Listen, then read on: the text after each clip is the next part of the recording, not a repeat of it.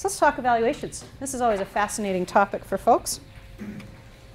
So when we do an RFP or an RFQ, we always create an evaluation handbook. So the evaluation handbook is based on all the information we asked for in our solicitation.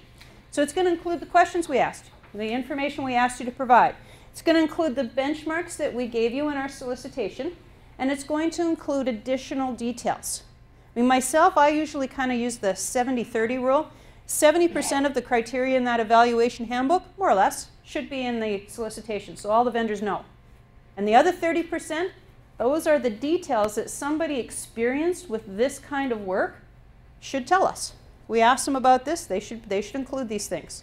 And that enables us to differentiate the vendors who get it, you know, they're actually experienced, they understand what needs to be done, and those who are faking it and maybe don't quite get it, don't understand exactly, or aren't as experienced in that field. We have to make a differentiation, because at the end of the day, we're scoring these proposals, or these responses, and we're going to have a ranked order by score. So we can't give everything in the RFP. We can't set it up where all you have to do is copy and paste the RFP and everybody scores the same, because then there's no way to differentiate. So not everything that we're evaluating is going to be in the solicitation, but if you gave a thorough answer to the question, think about the things that we likely want to know and include that in your responses. Okay? So this evaluation handbook then includes the details of what we're going to look for and the detailed breakdown of points. So at VCC, in our solicitations, you're going to see the high-level breakdown of points, and then we're going to refine that, make it even finer down to everything we've asked for in the RFP or the RFQ. We're going to use a two-step process. Well, it's actually 3 steps, but the first step's pretty small. First one, we're going to check mandatories. We're going to usually have one person that makes sure all the mandatories were met. Okay. Of those where the mandatories are met, we now go into our 2-part process. So each of those proposals or those responses goes out to the evaluation team. And the team will, on their own, individually read and evaluate each one. And the purpose of that is just to make themselves familiar with what's in those proposals or those responses. They then bring their notes to a consensus meeting, and that's where every proposal is discussed, and the team agrees on what the scores will be and what the comments are to support those scores. And that's where your final scores come from, is that second step, that consensus meeting. Now, there are variations to that process, and a good example would be I might be doing a request for qualifications where I'm accepting everybody who meets the mandatories and the minimum scores. Now, in that case, it starts out the same. We check the mandatories. Individually, we evaluate all the responses. But because it's not a matter of the ranked order, you know, number 1 scoring gets it, nobody else gets anything. In this case, everybody who meets the minimum. What we do then is we sometimes do an averaging. So that means that the individual evaluators send in their scores to a central person. And then we look and see, did all evaluators agree that the minimum was met or not met for this particular respondent? And if the answer is, yeah, everybody agrees that they met, or everybody agrees they did not meet, we just average the scores. Right? There's no point in spending more time with it, they met or they didn't meet. And it's only when we don't have agreement as to whether it was met or not that we'll have that discussion and come up with final scores, consensus scores. So that can happen with RFQs, but again, only when the ranked order doesn't matter. It's just simply the minimum score, met or not met. We might use that process just as a time saver. Okay? So here is a absolutely key piece of this. What can be considered? The only thing we can consider is what you tell us in your responses or your proposals. So this can become very problematic if we have an incumbent. So we have somebody who's been providing the services already for us, and now we're going to RFP. And of course, the perception from all the other vendors, you know, who are not the current contractor, is, oh, the current contractor has an advantage in this process because they're already doing the services, they know exactly what the college wants, they have an advantage. And we try to minimize that as much as possible, but to an extent, I mean, they certainly have exactly the experience we're looking for, right, if they're the incumbent. But I can tell you what happens so often in this situation. The incumbent gives us very little in their proposal. They don't go into the details about what they did for us because they're thinking, well, you already know that about us. You've been working with us the past X number of years. You already know this. Why do we have to put it in the proposal? The reason you have to put it in the proposal is that we have to treat all proponents the same. We have a legal obligation to be fair.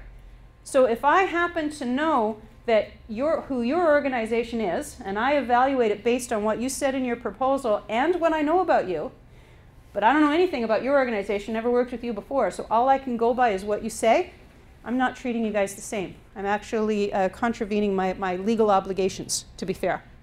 So you have to tell us everything, even stuff you know we already know about you.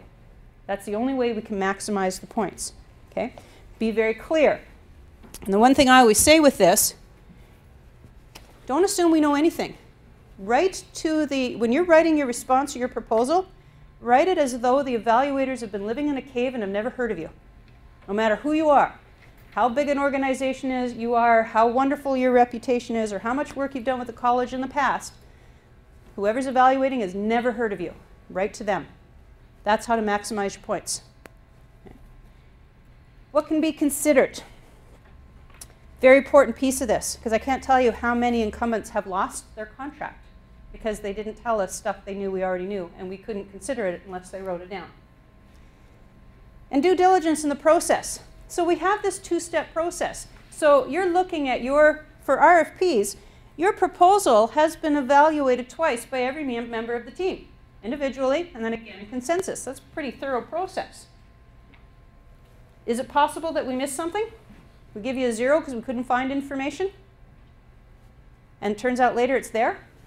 Doesn't happen often with this process, but it happens.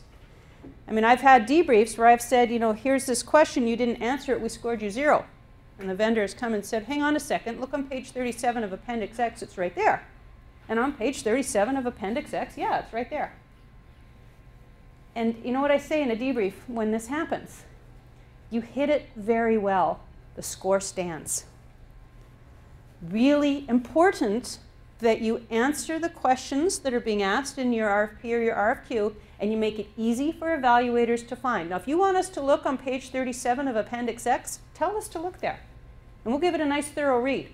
What happens in a lot of RFP submissions, and RFQ submissions, is that we get all these appendices that are a whole bunch of stuff that the vendor does that's not specific to what we asked for, and we might thumb through it quickly, but we don't do a thorough read unless it's specific to what we asked for. So if you've buried something that we've asked for in a whole bunch of stuff we didn't, yeah, there's a good chance we're going to miss it, particularly if it's in an appendix. So if you want us to look there, tell us to. Look on page 37 of Appendix X for more information about blah. Fine, we can do that. But don't bury information and expect in this, you've given us a 200-page proposal and so have 6 others. It's too easy to miss stuff when it's buried like that. Okay, all make sense? Okay. So let's talk about the team. Okay. So in evaluation teams, there's the ideal world, and then there's what usually happens. And I think that's pretty true for just about any of us in any industry here. In the ideal world, our evaluation team would be decided as we are developing the RFP. And they would be involved in the development of that RFP or the RFQ. They would help us develop it prior to it ever being posted. They would help us with the evaluation handbook, in terms of what it should say and what the criteria should be. They'd be involved in drafting that and finalizing that. And then they would be the evaluators. So they've been with us every step of the way so that the evaluation team have all had input into the document that you saw and the evaluation tool we're using. Now, the reality is that there are usually some evaluators where that's entirely true. They are, right, start to finish, they're with us. But not always all of them. A lot of times your evaluators get finalized after the RFP is posted. And I've had it happen where we've even developed the evaluation handbook. We haven't finalized it yet. It's still in draft, but it's substantively written before we finalize who the team is. That can happen. It's not even unusual. Okay? And there's nothing wrong with that in the terms of fairness to vendors. It's perfectly fair for everybody. But it certainly makes that use and understanding of the evaluation handbook harder. Because normally what happens is I will give them all the draft of the evaluation handbook, those who haven't seen it yet, explain how it's used, and then they have a period of time to have a look at it and let us know of anything that doesn't make sense or of edits that need to happen. But like all of us, they don't always have the time to do that real thorough look at it until they actually start using it. And that's when you start finding out things. So, ideal world, they're involved every step of the way. Usually, though, there's a few that come in a little bit later. But the important piece is that we know who all of them are prior to evaluating proposals. They're all locked down. And the Evaluation Handbook, the tool we use to evaluate proposals and responses, is finalized prior to looking at any proposals or responses. Ideal world, you develop your RFP or your RFQ, and you develop the first draft of that Evaluation Handbook prior to posting. Doesn't always happen that way because of timelines, and then you develop it afterwards, which is fine. It's just sometimes as you're developing your evaluation tool, you find things that you would have done differently in your RFP or your RFQ if you could. You know, so we can address those through addenda, however. Okay. So we know who our team is, we have our evaluation handbook, and we finalize it. And we have to finalize it before we're looking at any proposals, because this process needs to be specific to what the solicitation asked, not about a particular proposal. We don't want to favor or disfavor a particular vendor because of what they said in their proposal, which is why we lock this document down prior to seeing any of them. Normally the document, the evaluation handbook, is locked down just before closing. All the edits and such are done, and then it's locked down, the closing happens, and then we can start our evaluation process. No changes are allowed to the handbook once you start your evaluation process. Okay? And your team is selected. Now in your team, not everybody has to be an expert in everything, but overall there's certain expertise you're going to need. So you're going to need to have the folks who understand what we're buying. So the program area or the technical people, depending on what we're buying. Got to have somebody who knows what it is, knows some details about it. And there may be others involved. We might need some people who have that business end of it, you know, if we're buying services in particular. So the folks who understand how financial statements work and cash flows and those kinds of things, we might have some folks like that on our team. And there might be others. We might have, you know, legal counsel, for example. It's not common, but certainly possible, could be on a team. You know, so it's a wide variety of people who may be on any given team, depending on what we're buying. Yes? Is that usually within the college or sometimes outside? Sometimes outside. What we do like to have is, it's preferable, of course, to have it as being college staff. Every evaluation team will have some college staff on it, but not necessarily everybody. Some of them might be outside contractors. And if it's an outside contractor, they've signed a confidentiality agreement. And you're outside the bidding process. And they're outside the bidding process, yes. You cannot be involved in evaluations if you're affiliated in any way with someone who's actually bid. Yeah, that would be a pretty strong conflict of interest. So then we have to treat all of our proponents the same. So one of the things that could happen, let's say, for example, I've brought in the person with the accounting background because we really need to. We've asked a bunch of financial questions and cash flow questions, and it might be that that person only evaluates that financial piece, not the rest of the proposals. But they do that with everybody. And that's fair. We can do that. Yeah. And that's the key piece of it, is ensuring we're treating everybody the same. So in the individual evaluations, it's certainly possible that something happens and an evaluator cannot continue with their commitment, which is fine. They can drop out. We don't consider their notes at all, anything they might have done so far. We might replace them, wait till that person comes up to speed. And then when we start consensus, this is our group, and it's start to finish, it's the same for consensus. Now, if we're in the middle of consensus and someone needs to drop out, that means we have to start all over again. Whether or not we're replacing that person, all the notes we've done so far have to go out. We have to start all over again to make sure it's exactly the same people evaluating for that team, or for the proposals that are, or the responses that are competing against one another. Now, having said that, I've done some RFPs which were very large geographically, and so one geographic area was not competing with another geographic area, and for something like that we might do multiple teams. Unlikely to see that here at the college, though. The college, you would be competing against everyone who submitted, so we'd be treating everybody the same. Same team, same evaluation handbook. The reason we need to do this is the evaluation tool that we use is never a be-all and end-all. I mean, we don't have a crystal ball where we can see what all the proponents are going to say. We're putting together a guide to help with that consistency of evaluating the responses. Okay? And it's open to some interpretation. You know, we use it as a guide. We have to interpret it depending on what we get back. And sometimes it has some subjective words like logical or easily found or those types of things. And what's easy to one person isn't to another. So there's some interpretation that's involved in it. But what's important is the consistency. So if we have a team that's a hard marker, they're equally hard on everybody. If we have an easy marking team, they're equally easy on everybody. So relative to one another, you're where you should be. whether your scores are high or your scores are low, relative to one another, they're where they should be, because the same team applied the same criteria to everything. All make sense? Okay. So for the team, we like to have no fewer than 3 people on our teams, because I think that having that odd number helps in terms of discussion, and you don't want it with just one person's opinion. Having 3 people gives you a nice cross-reference. So if 3 people agree that this is what the scores are, pretty strong evidence that that's what the proposal said the score should be. All make sense?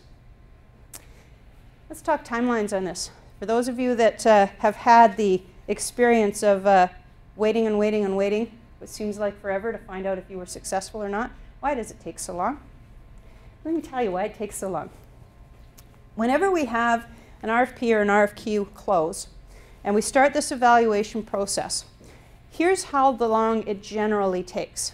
Looking at our evaluation criteria and our proposals, for a typical RFP, now RFQs are a little faster, but for a typical RFP, you can count on it taking you at least half a day per proposal to do your individual evaluations, and a little bit faster in consensus. So if I have 6 proposals, I've got 3 full days of individual evaluations, and then I have probably 2 days of a consensus meeting. And I've got my regular work to do besides. So I fit in that individual stuff, in particular, the individual evaluations, in between other things that I'm doing. And that's why it can take so long. I mean, you think about it, that's how long it is if you get 6 proposals. I remember receiving 41 one time. Half a day per, plus consensus. It was the never-ending process, let me tell you. If there are minimum scores in your solicitation, individually, I recommend that the teams evaluate the whole thing, but in consensus, as soon as the minimum's not met, we stop. You're now non-compliant. We can't award a contract to you. So we stop the consensus at that point. Again, just to speed up the process. Which takes us to compliancies. Nobody likes to be here. Nobody likes to be with the non-compliant proposal. I mean, I can't tell you how many times I have had to tell a vendor, you arrived 2 minutes late, we didn't read your proposal. You didn't sign the proponent section, we didn't read your proposal. I don't like doing that. To me, it's like reducing the value we're getting out of going through this whole competitive process. And if you're on the receiving end of that news, we didn't even read your proposal after you put all that time into it, because we totally get how long it takes to put a proposal together. It takes a really long time. And we didn't even read it. It's just demoralizing. But with mandatories, there's nothing else we can do. Minimum scores, we've read your proposal, we've evaluated it up for that section where the minimum score applied, and you didn't make it. And we stopped for our consensus evaluation at that point. Again, not a great place to be, but when we talk about feedback in a few minutes, you really want to know what happened. And if you didn't make a minimum score, why not? What was I missing? What didn't I get here? Or are you just being unfair to me? Those are things you probably want to know. And coming back to the legalities of it, we cannot award to a non-compliant bidder. It's illegal to do so. Puts ourselves at risk of being sued by everyone who was compliant.